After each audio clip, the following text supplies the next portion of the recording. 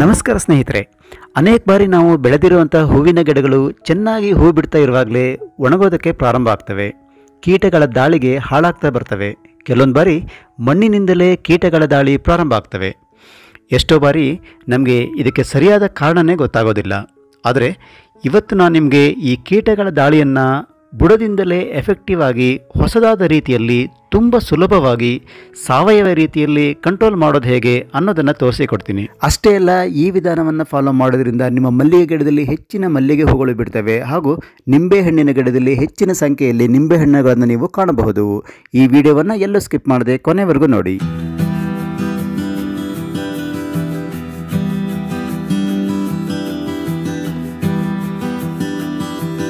ನಾನು ಮೊದಲೇ ಹೇಳಿದಾಗೆ ಈ ಗಿಡಗಳು ಹೂಗಳನ್ನು ಬಿಡ್ತಾ ಇರುವಾಗಲೇ ಇದ್ದಕ್ಕಿದ್ದಾಗೆ ಹಾಳಾಗೋದಕ್ಕೆ ಪ್ರಾರಂಭ ಆಗ್ತವೆ.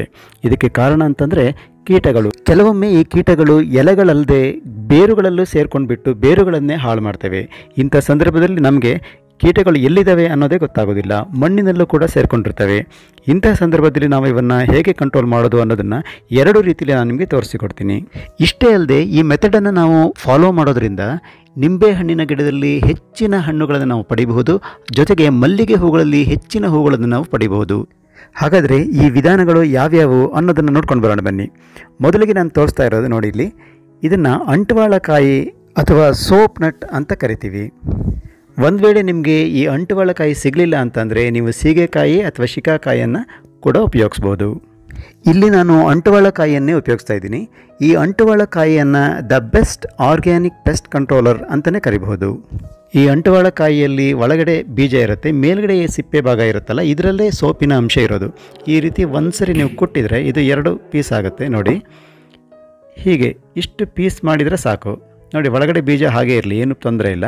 ಇಲ್ಲಿ ನಾನು ಹೆಚ್ಚು ಅಂಟುವಾಳಕಾಯಿಯನ್ನು ತೊಗೊಂಡಿಲ್ಲ, ಒಂದೇ ಒಂದು ಮುಷ್ಟಿಯಷ್ಟು ಅಂಟುವಾಳಕಾಯಿಗಳು ಸಾಕು ಇದಕ್ಕೆ. ನೋಡಿ, ಎಲ್ಲವನ್ನು ಈ ರೀತಿ ಪೀಸ್ ಮಾಡ್ಕೊಂಡಿದ್ದೀನಿ. ಇದನ್ನು ನಾವೀಗ 1 ಬಕೆಟ್ ನೀರಲ್ಲಿ ನೆನೆಸಬೇಕಾಗತ್ತೆ. ನೋಡಿ, ನಾನು ಹೇಳಿದಂಗೆ ಒಂದೇ ಒಂದು ಮುಷ್ಟಿಯಷ್ಟು ಅಂಟುವಾಳಕಾಯಿಗಳು ಸಾಕು, ಹೆಚ್ಚಿಗೆ ಏನೂ ಬೇಡ.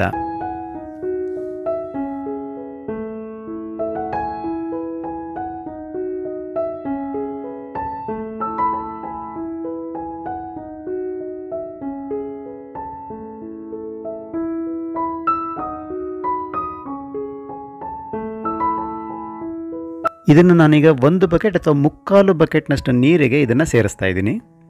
ಹೀಗೆ ಸೇರಿಸ್ಬಿಟ್ಟು ಒಂದು ದಿನ ಫುಲ್ ಹೀಗೆ ಬಿಡಬೇಕು. ಒಂದು ರಾತ್ರಿ ಬಿಟ್ಟರೂ ಸಾಕು. ನೋಡಿ, ರಾತ್ರಿ ನಾನೀಗ ಇದನ್ನ ನೆನೆಸ್ತಾ ಇದ್ದೀನಿ. ನಾಳೆ ಬೆಳಗ್ಗೆ ಇದೇನಾಗಿರುತ್ತೆ ನೋಡೋಣ.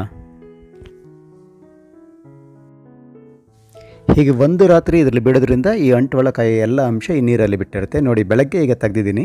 ನೋಡಿ, ನೊರೆಯಲ್ಲೇ ಗೊತ್ತಾಗುತ್ತೆ ನಿಮಗೆ. ಒಮ್ಮೆ ಈ ನೀರನ್ನು ಚೆನ್ನಾಗಿ ಕಲಕಿದರೆ ಸಾಕು, ನೊರೆ ಬರುತ್ತೆ. ನೋಡಿ, ಈ ಸಿಪ್ಪೆಯನ್ನು ಚೆನ್ನಾಗಿ ಹಿಚಕ್ಬಿಟ್ಟು ಈ ರೀತಿ ಕಲಕಿರಿ. ನೋಡಿ, ನೊರೆ ಬರ್ತಾ ಇದೆ. ಈಗ ಈ ಪೆಸ್ಟಿಸೈಡ್ ರೆಡಿಯಾಗಿದೆ. ಇದನ್ನು ಒಂದು ಸ್ಪ್ರೇಯರ್ಗೆ ಹಾಕ್ಕೊಂಡು ನೀವು ಗಿಡಕ್ಕೆ ಸ್ಪ್ರೇ ಮಾಡಬಹುದು. ನೋಡಿ, ಇಲ್ಲಿ ಸ್ಪ್ರೇ ಮಾಡ್ತಾ ಇದ್ದೀನಿ. ನಂತರ ಇದೇ ನೀರನ್ನು ಸ್ವಲ್ಪ ನೀವು ಮಣ್ಣಿಗೂ ಆ್ಯಡ್ ಮಾಡಬೇಕು. ಹೀಗೆ ಮಣ್ಣಿಗೆ ಸೇರಿಸೋದ್ರಿಂದ ಬೇರಿನಲ್ಲಿರುವಂತಹ ಹುಳಗಳೆಲ್ಲ ಅಥವಾ ಕೀಟಗಳೆಲ್ಲ ಸತ್ತು ಹೋಗ್ತವೆ. ಈಗ ಎರಡನೇ ಮೆಥಡಲ್ಲಿ ತುಂಬ ಎಫೆಕ್ಟಿವ್ ಆಗಿ ಈ ಕೀಟಗಳನ್ನು ಕಂಟ್ರೋಲ್ ಮಾಡೋದು ಹೇಗೆ ನೋಡ್ಕೊಂಡು ಬರೋಣ ಬನ್ನಿ. ಈ ಮೆಥಡಲ್ಲಿ ನೀವು ಮಣ್ಣಿನಲ್ಲಿ ಸೇರಿಕೊಂಡಿರುವಂತಹ ಈ ಕೀಟಗಳನ್ನು ತುಂಬ ಎಫೆಕ್ಟಿವ್ ಆಗಿ ಕಂಟ್ರೋಲ್ ಮಾಡಬಹುದು.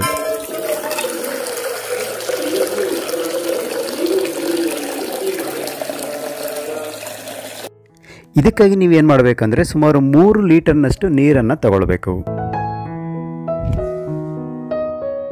ಇದಕ್ಕೆ ನೀವು ಆ್ಯಪಲ್ ಸಿಡಾರ್ ವಿನೆಗಾರನ್ನು ಆ್ಯಡ್ ಮಾಡಬೇಕು. ಸುಮಾರು 1 ಟೇಬಲ್ ಸ್ಪೂನಷ್ಟು ಆ್ಯಪಲ್ ಸಿಡಾರ್ ವಿನೆಗಾರ್ ಆದರೆ ಸಾಕು 3 ಲೀಟರ್ ನೀರಿಗೆ.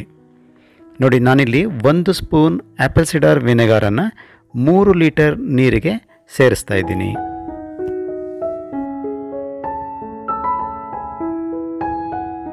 ಹೀಗೆ ಸೇರಿಸ್ಬಿಟ್ಟು ಈ ನೀರಲ್ಲಿ ಇದನ್ನು ಚೆನ್ನಾಗಿ ಮಿಕ್ಸ್ ಮಾಡಿ, ನಂತರ ಇದನ್ನು ನೀವು ನೇರವಾಗಿ ಮಣ್ಣಿಗೆ ಸೇರಿಸಿದರೆ ಸಾಕು. ನೋಡಿ, ಈ ಪಾಟ್ನಲ್ಲಿರುವಂತಹ ಈ ಮಣ್ಣಿಗೆ ಸ್ವಲ್ಪ ಪ್ರಮಾಣದಲ್ಲಿ ಇದನ್ನು ಸೇರಿಸಿದರೆ ಸಾಕು. ಬೇರಿನಲ್ಲಿ ಇರುವಂತಹ ಕೀಟಗಳೆಲ್ಲ ಸತ್ತೋಗ್ತವೆ. ಇದನ್ನು ನೀವು 2 ತಿಂಗಳಿಗೆ ಒಮ್ಮೆ ಮಾಡಿದರೆ ಸಾಕು. ಹೀಗೆ ಮಾಡೋದ್ರಿಂದ ಬೇರು ಅಥವಾ ಮಣ್ಣಿನಲ್ಲಿ ಇರುವಂತಹ ಕೀಟಗಳು ಕಂಟ್ರೋಲ್ ಆಗೋದಷ್ಟೇ ಅಲ್ಲ, ಬೇರೆ ಕೆಲವೊಂದು ಉಪಯೋಗಗಳು ಕೂಡ ಇದ್ದಾವೆ. ಏನು ನೋಡ್ಕೊಂಡು ಬರೋಣ ಬನ್ನಿ.